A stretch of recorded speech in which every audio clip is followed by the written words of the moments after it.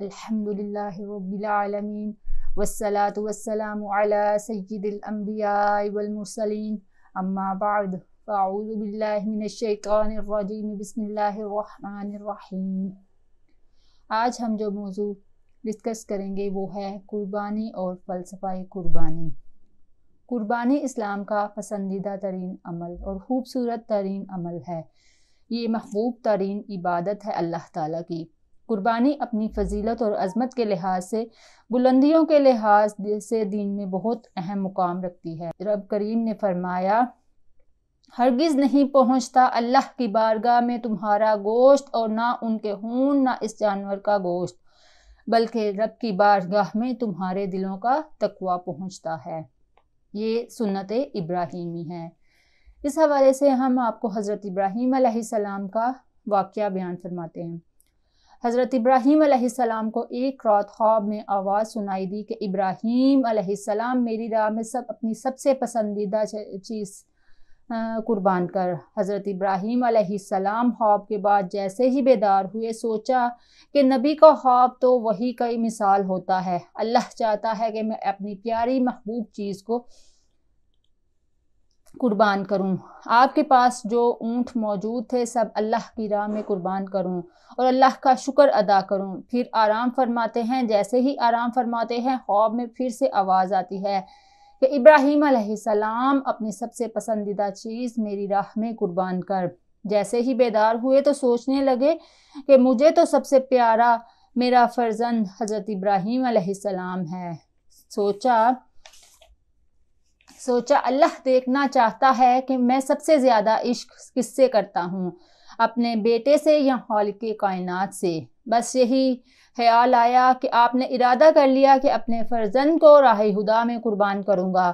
صبح اٹھ کے اپنی زوجہ بی بی ہاجرہ سے کہنے لگے کہ میرے بیٹے کو اچھا سا لباس پہناؤ، آج میں اسے اپنے ایک دوست کے ہاں دعوت پر لے کر جاؤں گا۔ حضرت بی بی ہاجرہ اپنے بیٹے کو خوشی خوشی تیار کرنے لگی۔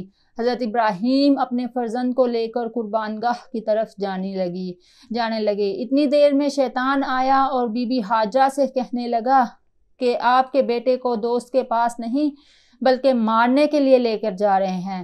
بی بی ہاجرہ کہنے لگی، بھلا وہ کیوں اپنے بیٹے کو ماریں گے؟ شیطان نے کہا، حضرت ابراہیم نے اللہ کی طرف سے خواب دیکھا ہے کہ بیٹے کو قربان کریں اور وہ اللہ کے لیے تمہارا بیٹا قربان کر دیں گے۔ بی بی ہاجرہ فخر سے بولی، اے شیطان، تجھ پر لعنت! میرے لیے تو یہ فخر کی بات ہے، میرے ہزاروں بیٹے بھی ہوں تو وہ بھی اللہ کی راہ میں قربان۔ اس کے بعد شیطان حضرت اسماعیل علیہ السلام کے پاس جاتا ہے، کہتا ہے کہ تمہیں پتہ ہے کہ آپ کے والد آپ کو قربان کرنے کے لیے لے کر جا رہے ہیں۔ حضرت ابراہیم علیہ السلام فخر سے کہنے لگے کہ اللہ کی راہ میں مجھے قربان ہونا پڑے، اس سے بہتر میرے لیے اور کیا ہو سکتا ہے۔ پھر شیطان یہی سوال لے کر حضرت ابراہیم علیہ السلام کے پاس جاتا ہے اور کہتا ہے کہ اپنا پیارا بیٹا کیوں قربان کر رہے ہو؟ پتہ نہیں تمہاری یہ قربانی قبول ہوگی بھی یا نہیں۔ اتنی دیر میں حضرت ابراہیم علیہ السلام پتھر اٹھاتے ہیں اور اس پر لعنت فرماتے ہوئے اس کو پتھر مارتے ہیں۔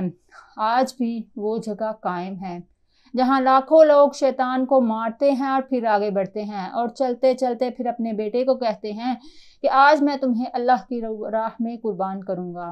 حضرت اسماعیل فخر سے بولتے ہیں کہ میرے لیے اس سے زیادہ فخر کی کیا بات ہوگی کہ مجھے اللہ کی راہ میں اللہ کے نبی قربان کریں، لیکن میں عرض کرنا چاہتا ہوں کہ آپ بوڑھے ہیں، آپ دیکھ نہیں پائیں گے۔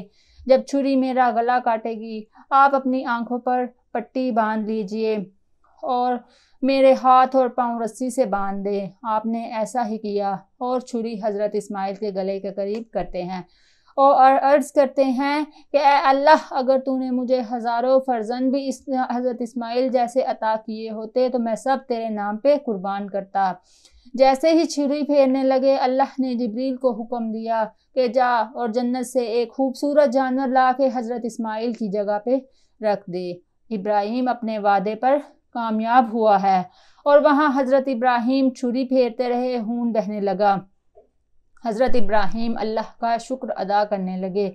جیسے ہی آنکھوں سے پٹی کو جدا کیا، کیا دیکھتے ہیں کہ حضرت اسماعیل صحیح سالم ان کے سامنے کھڑے ہیں اور قربانی کی جگہ ایک جانور اللہ کی راہ میں قربان ہو چکا ہے۔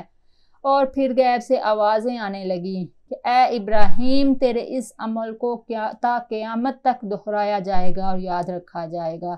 لوگ ہر سال اس سنت کو دہرائیں گے اور اس قربانی کو عید الاضحیٰ کے نام سے یاد کرتے ہیں۔ لاکھوں سلام ہو ابراہیم علیہ السلام پر، لاکھوں سلام ہو اسماعیل علیہ السلام پر۔ وما علینا الا البلاغ المبین۔ السلام علیکم ورحمۃ اللہ وبرکاتہ۔